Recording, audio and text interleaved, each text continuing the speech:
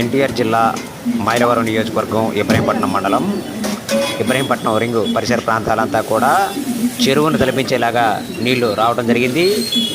రాత్రి నుంచి కూడా వర్షం కురవడంతో పాటు ఈరోజు ఉదయం భారీ వర్షం చోటు చేసుకోవడంతో ఒక్కసారిగా రింగ్ పరిసర ప్రాంతాలంతా కూడా చెరువును తలపించేలాగా నీళ్లు రావడం జరిగింది. దీంతో ద్విచక్ర వాహనదారులు, అదేవిధంగా వ్యాపారస్తులు, అదేవిధంగా ఈరోజు వినాయక చవితి కావడంతో వినాయక పత్రి అమ్మే వ్యాపారస్తులు తీవ్ర ఇబ్బందులకు గురవుతున్నారు.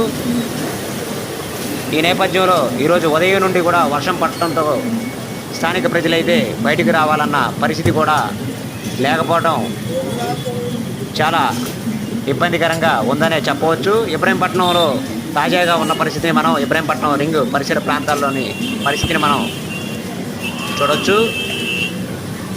ఎన్టీఆర్ జిల్లా మైలవరం నియోజకవర్గం ఇబ్రహీంపట్నం మండలం